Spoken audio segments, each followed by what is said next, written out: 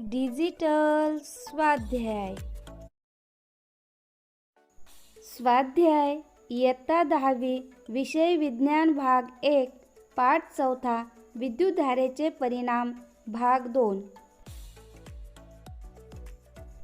प्रश्न 8वा. खालील विधानांपैकी कोणते विधान लांब सरळ विद्युतवाहक तारेजवळच्या चुंबकीय क्षेत्राचे बरोबर वर्णन करते? स्पष्टीकरण लिहा. अ.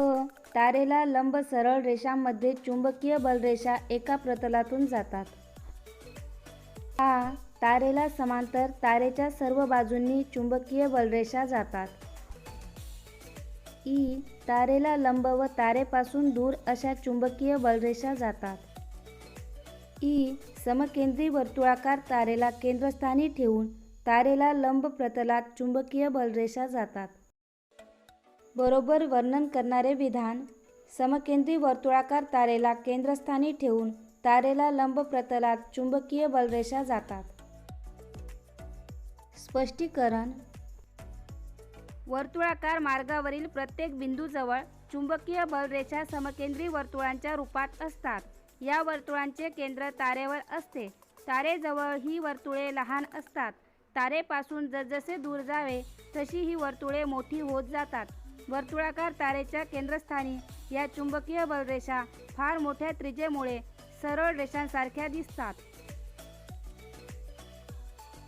प्रश्न 9वा. नालकुंतल म्हणजे काय?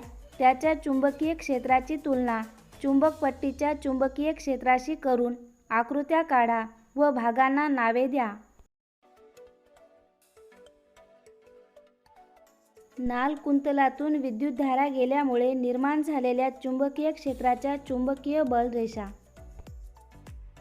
विद्युतरोधक आवरण असलेली तांब्याची तार घेऊन कुंडलांची मालिका तयार केल्यास त्या रचनेस नालकुंतल म्हणतात.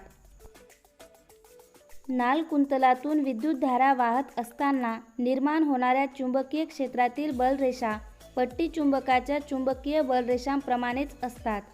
नालकुंतलाचे एक टोक दक्षिण ध्रुव म्हणून तर दुसरे टोक उत्तर ध्रुव म्हणून कार्य करते. नालकुंतलाच्या आतील भागातील चुंबकीय क्षेत्र एकसमान असते. पट्टीचुंबकाभोवती असणाऱ्या चुंबकीय बलरेषा. प्रश्न 10वा. आकृत्यांना नावे देऊन संकल्पना स्पष्ट करा. विद्युतवाहकाची गती, चुंबकीय क्षेत्राची दिशा, विद्युतवाहकात प्रवर्तित विद्युतधारेची दिशा. फ्लेमिंगचा उजव्या हाताचा नियम. आपल्या उजव्या हाताचा अंगठा, तर्जनी आणि मधले बोट एकमेकास लंब राहतील अशी ताणा.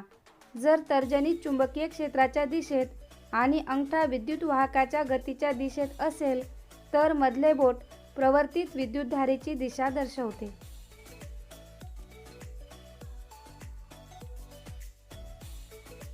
विद्युतवाहकावरील बल, चुंबकीय क्षेत्राची दिशा, विद्युतधारेची दिशा. फ्लेमिंगचा डाव्या हाताचा नियम. आपल्या डाव्या हाताची तर्जनी, मधले बोट आणि अंगठा एकमेकांना लंब राहतील अशी ताठ धरल्यास जर तर्जनी चुंबकीय क्षेत्राच्या दिशेत असेल आणि मधले बोट विद्युतधारेच्या दिशेत असेल तर अंगठ्याची दिशा ही विद्युतवाहकावरील बलाची दिशादर्शक असते. प्रश्न 11वा. आकृत्या ओळखून त्यांचे उपयोग स्पष्ट करा. वितळ तार. विद्युत उपकरणातून प्रमाणाबाहेर विद्युतधारा जाऊन त्याचे व परिपथाचे नुकसान होऊ नये यासाठी परिपथात एकसर पद्धतीने वितळ तार जोडतात. ही तार कमी वितळांक असलेल्या संमिश्रांची बनवलेली असते. परिपथातून ठराविक मर्यादेपेक्षा जास्त विद्युतधारा जाऊ लागल्यास तारेचे तापमान एवढे वाढते की ती वितळून परिपथ खंडित होतो. परिणामी परिपथ व उपकरण यांचे संरक्षण होते. MCB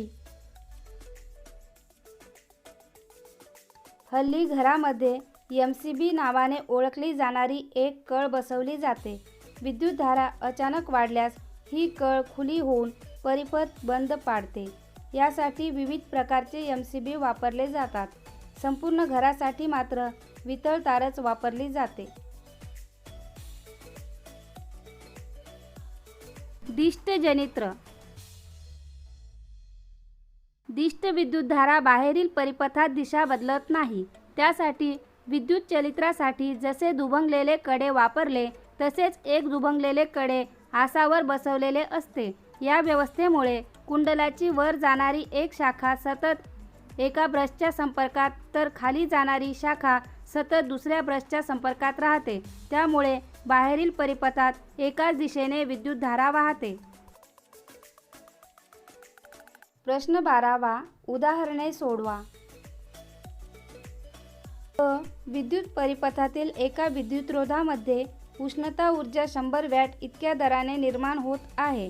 विद्युतधारा 3 अँपिअर इतकी वाहत आहे. विद्युतरोध किती ओहम असेल?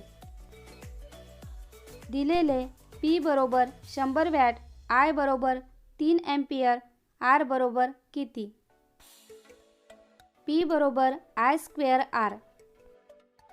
म्हणून विद्युतरोध R बरोबर P भागिले I स्क्वेअर बरोबर 100 वॅट भागिले 3A स्क्वेअर बरोबर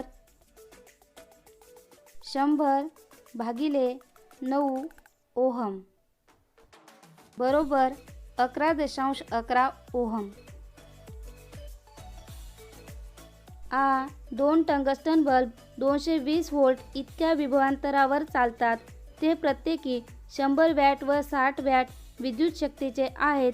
जर ते समांतर जोडणीत जोडलेले असतील तर मुख्य विद्युत वाहकातील विद्युतधारा किती असेल?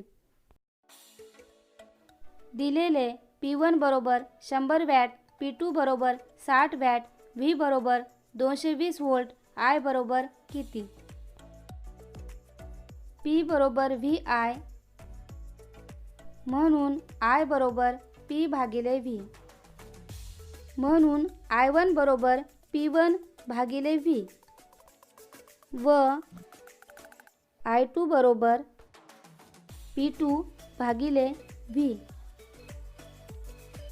मुख्य विद्युत वाहकातील विद्युतधारा I बरोबर I1 अधिक I2 समांतर जोडणी बरोबर P1 भागिले V अधिक P2 भागिले V बरोबर P1 अधिक P2 भागिले V बरोबर 100 वॅट अधिक 60 वॅट भागिले 220 व्होल्ट बरोबर 160 भागिले 220 अँपिअर बरोबर 0.72 अँपिअर. ई कोण अधिक विद्युत ऊर्जा खर्च करील? 500 वॅटचा TV संच 30 मिनिटात की 600 वॅटची शेगडी 20 मिनिटात? दिलेले P1 बरोबर 500 वॅट, P2 बरोबर 600 वॅट. T1 बरोबर 30 मिनिटे बरोबर 30 भागिले 60 हवर्स. T2 बरोबर 20 मिनिटे बरोबर 20 भागिले 60 हवर्स. विद्युत ऊर्जा बरोबर PT. TV संच P1 T1 बरोबर 500 वॅट गुणिले 30 भागिले 60 हवर्स बरोबर 500 भागिले 2 वॅट अवर्स बरोबर 250 वॅट अवर्स. शेगडी P2 T2 बरोबर 600 वॅट गुणिले 20 भागिले 60 अवर्स बरोबर 200 वॅट अवर्स. यावरून असे दिसते की TV संच अधिक विद्युत ऊर्जा खर्च करील. ई 1100 वॅट विद्युत शक्तीची इस्त्री रोज 2 तास वापरली गेल्यास एप्रिल महिन्यात त्यासाठी विजेचा खर्च किती येईल? वीज कंपनी एका युनिट ऊर्जेसाठी 5 रुपये आकारते. दिलेले P बरोबर 1100 वॅट, T बरोबर 2 गुणिले 30 बरोबर 60 तास, रुपये 5 प्रति युनिट, खर्च बरोबर किती? N बरोबर PT भागिले 1000 वॅट अवर्स पर युनिट बरोबर 1100 वॅट गुणिले 60 अवर्स भागिले 1000 वॅट अवर्स पर युनिट बरोबर 66 युनिट. म्हणून विजेचा खर्च बरोबर 66 युनिट गुणिले रुपये 5 बरोबर रुपये 330. इयत्ता 5वी ते 10वी कोणत्याही विषयाचा कोणताही स्वाध्याय पाहण्यासाठी यूट्यूबवर मराठी किंवा इंग्रजीमध्ये डिजिटल स्वाध्याय लिहून समोर पाठाचे नाव लिहा.